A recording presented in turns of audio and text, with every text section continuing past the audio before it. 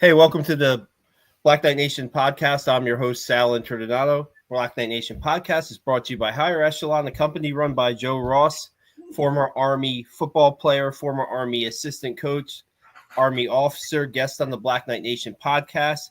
We have check our YouTube channel out. We have a lot of interviews with former Army football players, and tonight we welcome Lowell Garthwaite on. Lowell, we've been trying to get this done for a while here. Good to have you on. Yeah. And man, we got a lot to talk about. I remember you being one of the more interesting stories when I covered the beat, no doubt. My wife still says that as well. So one of the more interesting stories. No, I'm just kidding. Thanks for having me. It's an honor. I listen to the podcast and I really appreciate what you're doing. Yeah, appreciate it. We usually get started with like your West Point recruiting story and maybe how you found the Army or how they found you. You were a high school player out of California, correct, or no? Yeah, you have that right, Sal. So yeah, my mom made it clear to me and my brother and my two sisters that the only way that we were going to college is if we were going to pay for ourselves, if we were going to earn a scholarship. And so that became my singular focus in high school, was to earn a football scholarship. And so my junior year, I remember connecting two VCRs the old school way, playing one, recording the other, making a highlight film of sorts and sending that out to all of the best academic institutions that also had D1 football programs, like the academies, Cal, Stanford, Northwestern. I did pretty well academically, and that was pretty important to me. And I remember after doing that, a lot of the coaches would meet me, at our high school. I grew up in a, more of a tough community. There's like gang violence and stuff. And Eddie, they called him Coach Crazy Eddie Wilson, a quarterback coach. He's a great guy. He was the only coach to ever visit me in our home, which meant a lot to me and the family. He went through the gate and he was greeted by some of the folks in the community. And, he was fearless, and he went right into our neighborhood, didn't bat an eye, told me about West Point, told me about, there was a book out called Absolutely American. I read that thing. I picked it up like the next day, read it to cover to cover. Was really inspired by the idea of, this was like, I had this idea of like, it'd be like modern day Sparta, right? Where they're forging these warriors, and I'd be able to test myself amongst the best and brightest in the country. And then, my mom was also a nurse, and sometimes I would be fortunate enough to, follow her on the, in the hallways of the hospital and see how she interacted with her patients, and how much she respected them and treated them, and how much that like filled her cup, which was very much, different than a lot of the other folks in my community. And that really left this, this impact on me to serve. I'm afraid of needles. I'm afraid of blood, anything like that. And so I wanted to serve in my own unique way, which is very different in the San Francisco Bay Area. Not a lot of people coming out of there to West Point, but the idea of serving our nation in a time of need, this is post 9/11, meant a lot to me. And so ultimately decided on West Point, never looked back. Were there any other schools like that seriously recruited you, or was once you kind of read that book and once you, thought about the mission, so to speak, were you pretty much sold? Yeah, that's a great question. So I was being recruited by, some of the local schools, San Jose State, UC Davis. Some of the Ivies and Ivy-like schools were interested. The Air Force Academy was interested as well, but they were really pushing the prep school. And I don't know if it was ego or what it was, but I was like, I'm not going to prep school. I'm not doing another year. I'm ready today.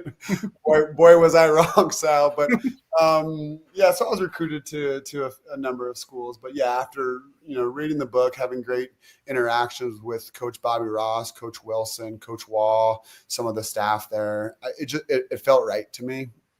Did you visit at all, or did you commit on the spot blindly without visiting? No, I definitely visited. I come from both my mom and my dad were like flower children in Berkeley. And so this idea of going across the country to West Point in the military was very different. So it's like, at least I got to see the place. And I remember feeling, very out of place at first, it'd be castle-like. And I had this picture in my mind that, man, if I go in the military, I'm going to lose myself. I'm going to lose my uniqueness and what makes me me. And, everybody you'd see on TV kind of, seemed very similar haircuts, similar or of course the same uniforms. But the cadet recruiter was Jake Murphy. He was a wide receiver, really interesting character, great guy. He's a larger than life personality. I was like, well, if this guy could be there and do quite well, like surely I could do the same. And so, I committed after my visit. It really just affirmed everything that I'd read in the book and thought to be true in terms of being able to test myself. And these were the best and the brightest. I'm thinking like the way you're talking now, maybe at first, maybe you might not fit the mold of a West Point cadet. Your personality wise, you're a little unique, right? I mean, how did that, transition when you first, now you're going to Beast Barracks? Was it a reality check there, or was it not? Yeah, it was definitely a reality check, Sal. Coming from the San Francisco Bay Area and where, a lot of my family members had gone to Berkeley, the idea of West Point was very different. My grandfather had served, a little bit on the latter side of World War II, but serving the military was really different. So this idea of like having a schedule and being super disciplined and folks yelling at you, telling you that you suck at everything. And for me, it certainly was the case, was quite different. But the beauty of West Point and the military writ large is it brings people from all different walks of life, right? It doesn't matter you're,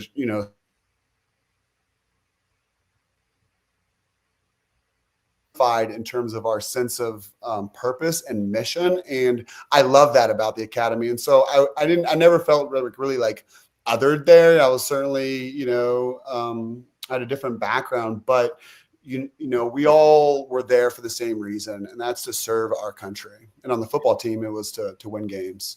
Yeah, no doubt. I didn't know this about you. You were the scout team player of the year your freshman year. I was, yes. What was that freshman year all about for you think? Well, what was kind of interesting, kind of going back to your first question about recruitment, was, I was a good athlete, but I was always undersized. I was like 165, 170 in high school as a safety, as a strong safety and a receiver. I was kind of undersized. And so I went to this gym called Diablo Barbell. And if you know anything about powerlifting, it's molded after the West Side Barbell, where they've forged some of the strongest, biggest people in the world. And so I gained like 30 pounds of just muscle coming out of there. And I was jacked and I was ready to and in my own mind, I was like, I'm going to compete for the starting job, like Deion Tarver, who? But I had another thing coming, and this is post, 9/11, and the focus in Beast was certainly, to get us prepared on our warrior tasks and drills, right? And, doing the Army thing, running, many miles and going through the brush and doing all that stuff, which is, really important, but runs sort of countered in terms of like what you need to do on the football field, bigger, faster, stronger. And so I lost like that 20 and 30 pounds that I, really took a long time for me to gain. I was like 165, 170 again.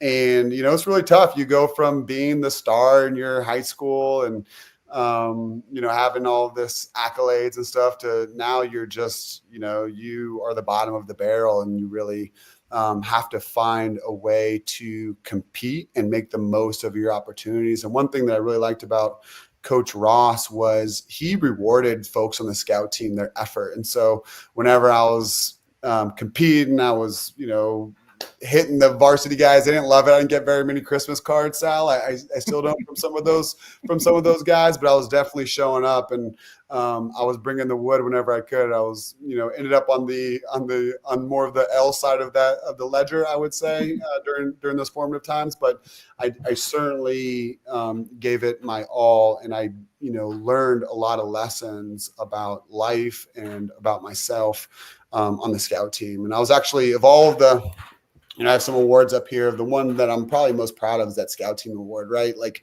when you're not getting any awards, when no one's telling you you're great, but your whole job is to support somebody else to get the varsity team ready to do their job. It takes a certain mentality to sublimate your own ego for the good of the greater good of the team is really important. And so, to embrace that role, right? I mean, not everybody wants to do it, and sometimes it's you're a practice dummy, you're a tackling dummy for sometimes, and you gotta the guys who stick in there and for that season. Did you get a chance to dress at any games that year? Sure, yeah. So Coach Ross, whenever I'd stick my nose in there and I'd have like a big tackle, he'd let me travel. And so there was absolutely zero chance I'd ever be playing, ahead of Dion or some of those guys who are just amazing athletes in their own right. But I traveled a couple times. In fact, one time, now I'm thinking about a story is heading into Army-Navy game, there was a tight end who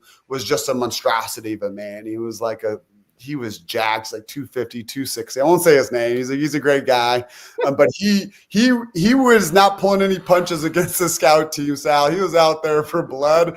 And one time he took out a good friend of mine. I'm like, you know what? The next play, I'm going to take this guy's head off. And so it was a sweep, and he does a sweep action. I don't even know where the ball is. I'm just going to him full speed. And I'm running at him. I'm like 170 pounds. This dude's like 250, just ripped out of his mind. And I'm running at him, and I have 3 seconds to go before I just make full contact. And he looks at me. I'm like, uh-oh, like my cover's blown. Like there's no way I'm going to put this guy down now.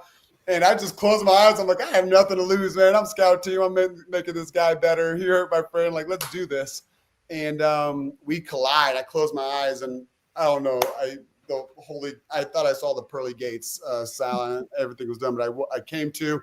Not only was I on my feet, but the other guy was on his back, and Coach Ross blew the whistle. And he's like, "Hey, Lowell, that was the best play I've ever seen. You're gonna be traveling to Army-Navy, And so that was a really neat experience. And Coach Ross did a really good job of getting the scout team ready to go, along with some of the GAs.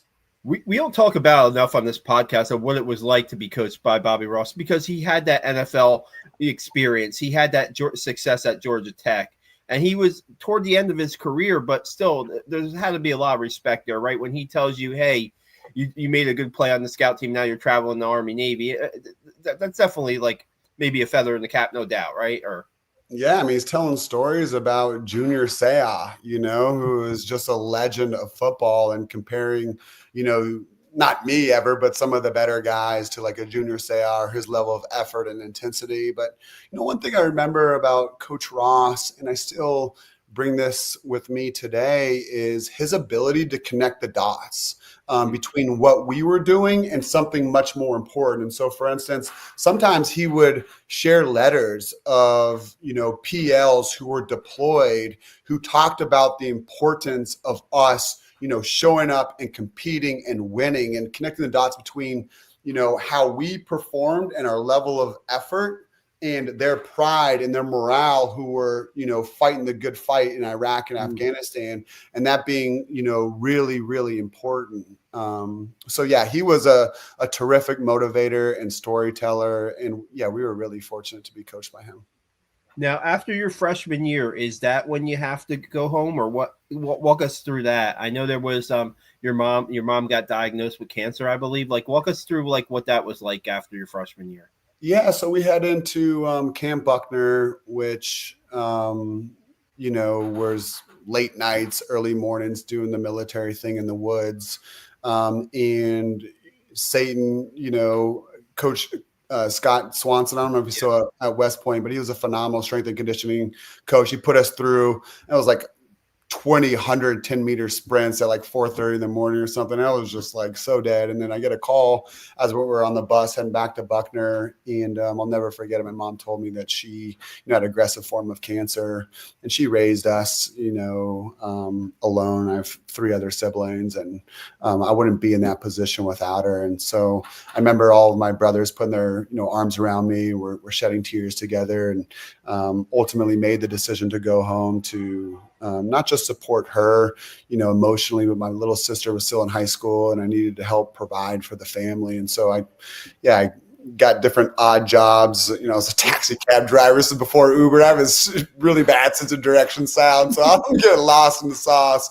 I'm working at a mortgage company, putting stamps on envelopes. I stayed connected though with, teammates. They actually did a drive for me and, helped us financially, emotionally, and really just speaks to the brotherhood and keeping the dream alive within me to, not being sucked back into, the environment of my hometown, but to do what I needed to do there for my family so that I could eventually come back. Because a lot of people didn't think I was going to come back, because evidently when people leave the academy for whatever reason, maybe they smell, they get other ideas of what's really out there for college kids. And they're like, maybe I'm not going to go back. But for me, it was a dream of mine to go to West Point. I felt really privileged and humbled that I even got that spot. And so it meant a lot to me to continue. So luckily she eventually beat the cancer, went into remission, and I was able to go back and be on the football team and join the rest of my classmates. Now, before you get back to football, you go study abroad in Jordan? No, I actually go back to football my yuck year and play. Okay. And I'm playing behind probably some of our two best defensive backfield in Jordan Murray and Caleb Campbell, really tremendous athletes. Jordan ended up tearing his hamstring or something one game against Kent State. They had Julian Edelman and some other guys. And heading into that, I had this little savings. I'm like, man, I could fly my mom out here to watch me play in probably the only game I'm ever going to have in my Army football career, because I'm with freaking, Caleb. I'm behind Caleb and Jordan, and had a great game. I remember I had like an interception on Julian Edelman and a couple of solo tackles. Had a fumble recovery to win the game, and mom was in the stands, right? It's like the only time outside of graduation that she was able to watch me play. And that was a pretty neat experience. Nice. What, during the sophomore year, are you basically the third safety pretty much? Are you getting time here and there? Yeah, so I started that game. I started against Texas A&M and as well. I got pretty sick. I got pneumonia and asthma and just weird stuff going on. So I was playing like special teams kind of sparingly, trading time with Dennis and Jordan and Caleb. What happens after that sophomore year then? When do you decide that, you're going to put football aside and go study?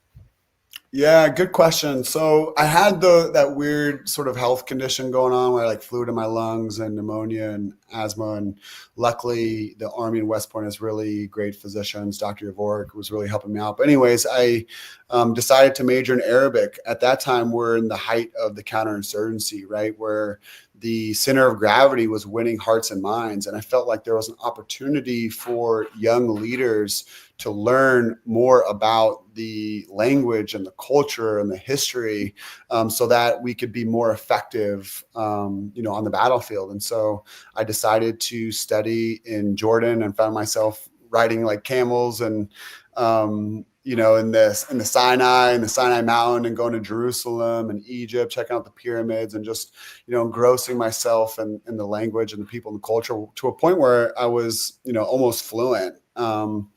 And that was a pretty neat experience. And I felt myself too physically. I got my lungs back under me, and I started towards the tail end of that kind of training for football again, because I really missed the game. I missed my teammates. I missed being out there. Was the study abroad was just an option for you to, again, make a little bit of more? It seemed like the story with you is making a little bit of a difference, right? To do a little bit more, because you had the condition that you had, but that didn't stop you from going to, study Arabic overseas and maybe making a difference, right? Or that's a good way to put it, Sal. I never really thought of it like that, but yeah, it allowed me to put a lot of my energy into something that I felt was like for the greater good, right? Like if I knew that no matter what, I was going to Iraq or Afghanistan, and if I knew the language and the culture and the history, that I would be able to, support my unit and our mission. And so that's what I did. And yeah, we could talk about it later, but it really ended up being, a blessing in disguise. I didn't know at the time because I really missed football. I missed my teammates, all the stuff that, rightfully, I should and would. But yeah, it was a overall good time. You come back your senior year. Are you welcome back to the team, or do you have to work your way up? I remember covering the team that year, and I'm like, wait, Lowell Garthwaite's back on the roster. Let's go. I mean, yeah, you actually wrote a couple articles that my wife put up on the wall over here that were really nice. So yeah, I emailed Coach Wall, and it was just like, hey, I'm really interested in joining the team. I don't care if I'm like scout team again. Like maybe I'll be the only Army football player in history to win scout team player of the year for two years. I just want to. I miss the game. I love the game. I miss my brothers. I miss my teammates. And he talked to Coach Brock at the time. They took a vote, is my understanding, and they said it's cool, but you're going to be like the seventh string on the depth chart, and that's where you're going to start. And for me, that was a win, right? I was able to play the game with the people that I love the most at the academy. But then I remember you having you're working your way up the depth chart. I just remember you always having a voice in practice, and you're named most inspirational player that year. I mean, you're back in this. You work your way back into the starting lineup. You're making plays on the field. That had to feel pretty good to get back into it, but have to earn it too, I guess. Yeah, it did. It felt good to come back. It also felt good to earn it. It was definitely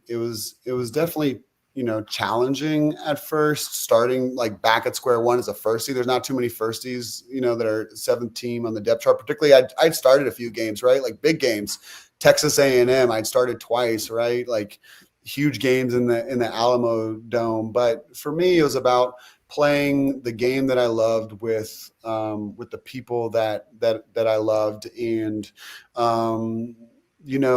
I also realize how important sometimes it is in life when you have that time and space to think, how then important things become for you, and how, important it is to embrace it. Like at practice, sometimes it's easy, and it's the path of least resistance, right? To be like, oh, it's just a practice, right? Like, oh man, like I have these 100 tests I got to do. Someone's yelling at me for something stupid, like I didn't make my bed or whatever it is. And but for me, it was like, man, I'm gonna embrace it. This is practice. Like I get to freaking knock someone's skull off, or I get to get an interception. And I really embraced my senior year and found joy in that journey, despite some frustrations in terms of the wins and the losses, but yet to see the bigger picture.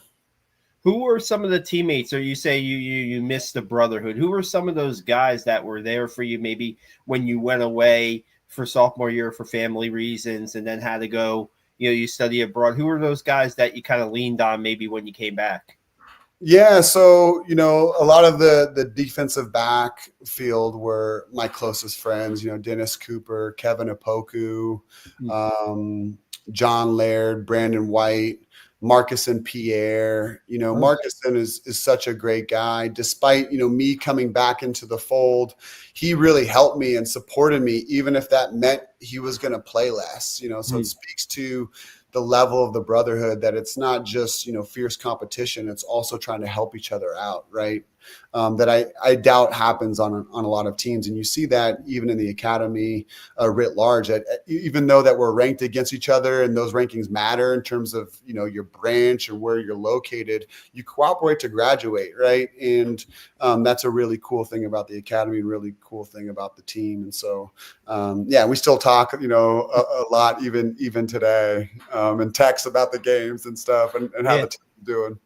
Yeah, it's pretty cool. Like I look at the safeties in my time I covered Army, and you talk about the Jordan Murrays and the Caleb Campbells and yourself, and I look at like Ryan England and Marquell Brought, and I don't know if you follow them along the way, and like you look at Max DiDomenico, what he meant to last year's 12-2 team, and now Casey Larkin's kind of the guy this year. there always seems to be a nice. It's been a nice line of safeties for Army, no doubt. And you have to have a different like mentality to play that position, right? You have to be different, I think.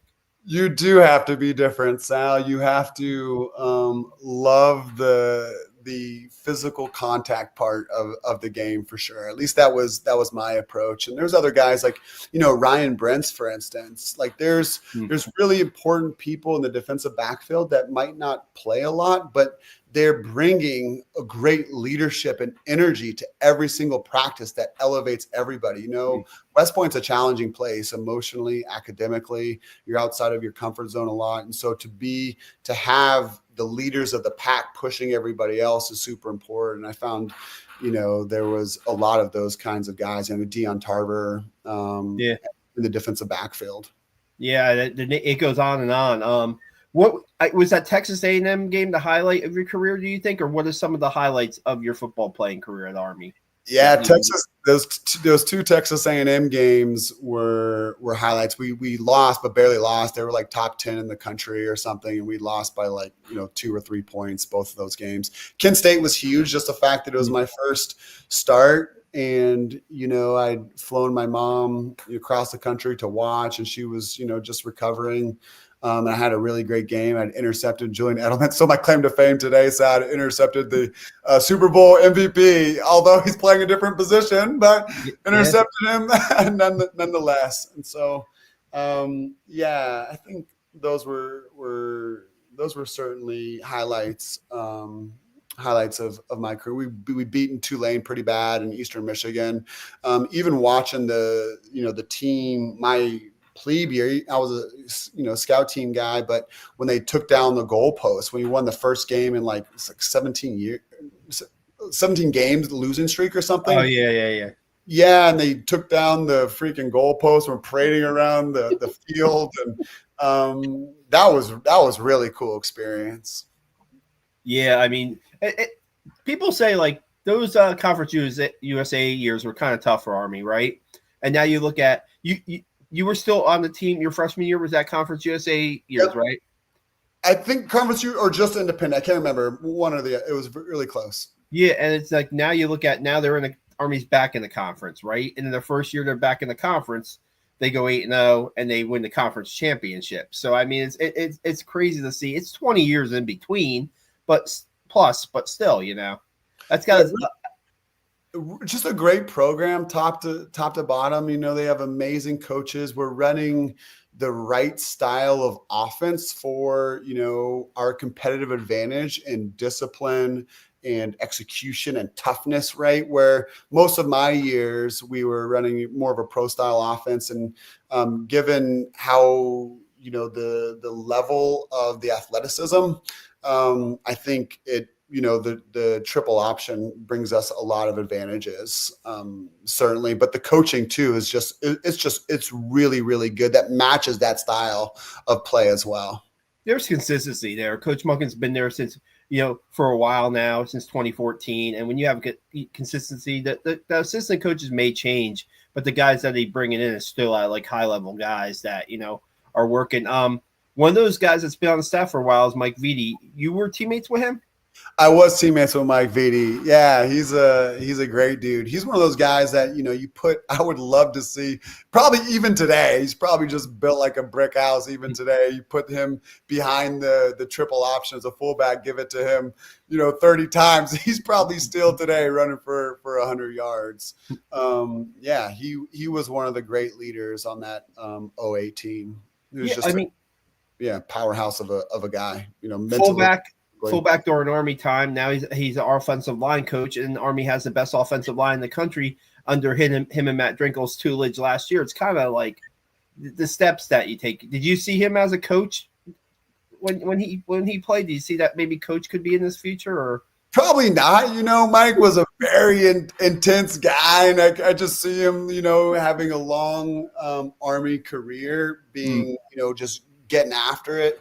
I think he had some physical injuries and stuff with his knees and whatnot, but I'm not surprised. Mike is a great leader. And I think it's a great thing for the program as well, from just a recruiting standpoint, to have somebody who played Army football, right, on the coaching staff, and to do that at a high level, and to be able to explain that to parents and to the incoming cadets that's a huge advantage.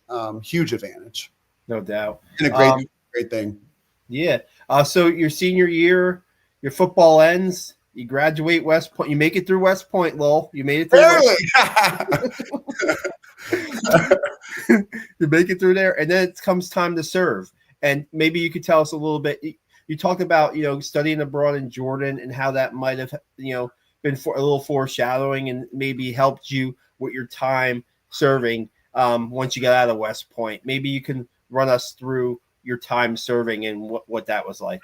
Yeah, thanks, Al. So, I make another decision that, was different for most football players, in that I decided to go medical service corps.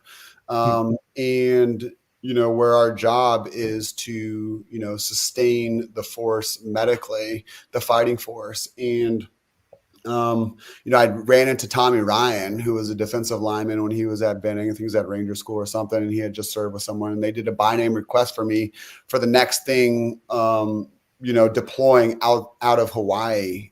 So I went to an infantry unit as the medical operations officer, and they basically made me sort of a mix of like an intel officer, civil affairs officer, chief of staff, aide, PSD, PL, where I got to leverage a lot of what I had learned of, Arabic and the culture to, help to not just support the kinetic operations in terms of, developing the intelligence, but also to work with the leaders in the community on civil service projects, rebuilding schools and courthouses and, building wells. And that was a really neat experience for a 22, 23-year-old kid to have that level of responsibility to, rebuild infrastructure and to, help ensure we're bringing as many people as we can home. That was a really, really cool experience, being able to leverage a lot of the things that I learned overseas in my Arabic, showing up into these key leader engagements, and, they're speaking Arabic in the side room, and I'm knowing what they're saying. And sometimes, I call it on them in Arabic there, those made for some interesting times. It seems like now you were basically kind of behind the scenes when you're doing that stuff, or are you out in the thick of it sometimes when having to like patch up? Yeah, we're in the thick of it. So I'm usually with our battalion commanders. We're doing these different key leader engagements, and he has his main engagement. Maybe I have a side engagement. As we're trying to execute on our mission of train and equip the Iraqi forces to take over. That was our mission set at the time, and so that was a lot of what we were doing, and what I was doing in particular. Is that, I mean, when you say that you going back to the recruiting side, and you thought that West Point was a calling for you. Now, when you're out serving and doing that, is it like something that you pictured? Is that something that you said, okay, now I'm exactly where I want it to be, so to speak, or no? You know what I'm kind of saying? Like, that's a great question, Sal. Was it everything that you thought it would be? It honestly,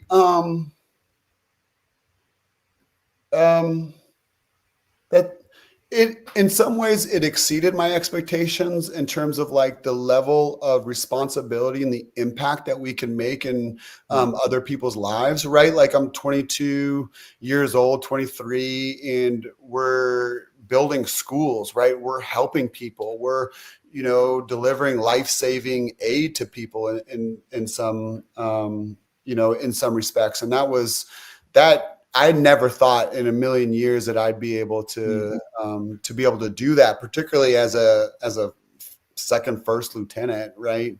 Yeah. So that was a really cool experience on one hand. On the other side, war is challenging, right? And so I saw a lot of that. Certainly it wasn't 05, 06, but there was still kinetic operations going on, and so being part of that was an experience.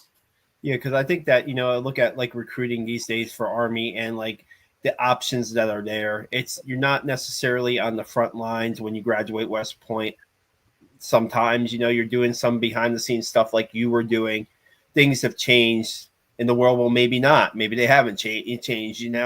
So I mean, there is other things to do, and like especially when you decide to take, like you say, the path that not a lot of people would in that field. And I just think it's good to get out different stories of that. It's not just you're not just in a tank. You're not just like carrying, you know, just carrying a rifle when you're on the front line. There's different things that you can do, and I mean, make a difference, no doubt. That's the cool thing about the Army is, there's a lot of different ways in which you can serve and to support the mission that, you could carry on for the rest of your life, right? You're trying to put people in the best position possible for not just for them to be successful, but for the team, the unit, the team of teams to be successful. And so whether that's your, a medical service officer, you're a chemical officer, you're, an infantry or field artillery. I had a good mentor at West Point tell me we need the best officers as we can in every single role, right? Every role is important. Yeah, no doubt. How long did you serve in the Army, and then what was the transition like for you? That's a good question. So I served for about 6.5 years. And, at the time, I thought that Iraq and Afghanistan would go on forever. And, it was taking a toll on a lot of, my friends' families and their relationships. And I met my now wife and decided to get out. And so after that, to help with the transition, I went to UC Berkeley to get my MBA, and I focused on entrepreneurship and innovation. And really, since the Army, I've tried to find what I had, at first at West Point and then later in the Army, which is being connected to something deeply personal and meaningful in terms of a mission, like a strong why, and doing it with people that you love and respect and admire. And so I found myself at different health tech companies, whether that's a diabetes prevention program or Unitas that coordinates social care for, underprivileged populations, or now I'm at Sword helping to bring physical therapy to veterans and service members who might not otherwise have access. So just trying to find those opportunities again to serve and to be around people that you love and respect. Yeah, given a lot of giving back too, Lowell, right? I mean, just like when you talk about the veterans out there too. That probably hits home a little bit for you, right? Or no? Absolutely. It definitely does. And, since I've been out, I've been fortunate enough to team up with, a couple different classmates and people to organize 5Ks and 10Ks for veterans. And recently we actually did a drive in honor of Chase Prasnicki, who lost his life, as you know, in Afghanistan, which is a whole story in and of itself. We raised $10,000 putting together care packages, which was, a really neat way to connect Memorial Day with service for not just my kids, but a lot of the kids in the community. Yeah, I mean, you never. I guess when you're like your high school senior and you're deciding on where you're going to go, and you say what West Point it is, you put your foot in the ground, you go to West Point, you make it through West Point, you serve your 6.5 years, and then I mean the connections that you made are forever, right? I mean the brother you talked about the brotherhood. You meet in Tommy Ryan when you're serving. You're trying to give back through the Chase Presnicki's memory and stuff like that.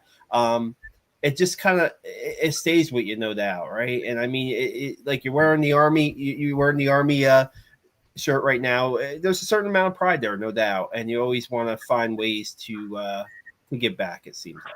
Absolutely. Those were those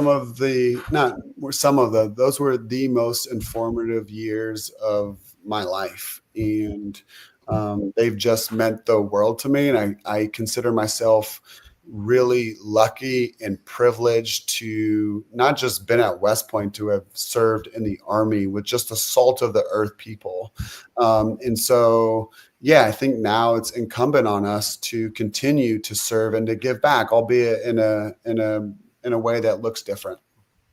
Yeah, I don't know. I like I said, when we were trying to connect for a while to get this podcast going, I said that you were one of the more interesting players I've ever covered at West Point, in a very good way, Lowell. In a very good way. No doubt, Sal.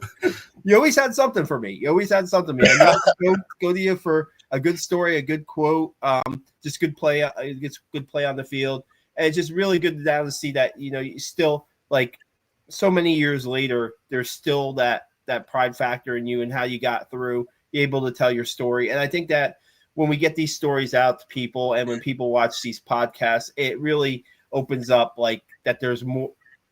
I always said that there's always a story at West. Everybody has their own path to West Point. Everybody has their own story, and yours was certainly unique. But look at, like, where you are now. I'm sure you have you're married. You have your family. You're doing things for the veterans and stuff like that. It's just awesome to see things like that happen to good people, So yeah, I appreciate that, Sal. And it's been it's been a real honor and privilege just to be associated with it. And honestly, it's really cool for all of us old timers who, we're kind of in the dark years of Army football, seeing a lot of success on the football field as well, and just rooting for the team and seeing how far Coach Munkin and the entire staff, Mike Vitti, has taken the team has been really cool. And also just keep it in perspective too, that at the end of the day, West Point's building leaders of character, both in service and out of service. And to continue that, I think is really important. Do you have a chance to get to a game recently or no? Not too recently. When I was living in Dallas a couple of years ago and they were having the Air Force games there, a big group of us, maybe like 40 guys from 2005 to 2012 would get together, and we went to that. I hope to go to Army Navy pretty soon. Nice. Hope to see you at one of the games, and definitely we'll talk it up even more. But Lowell Garthwaite, thanks for joining us tonight on the Black Knight Nation podcast. We appreciate it, guys. Give us a like, give us a subscribe, and we'll have more interviews like this with former players coming up this summer. Thanks a lot, Lowell. Appreciate it, Sal.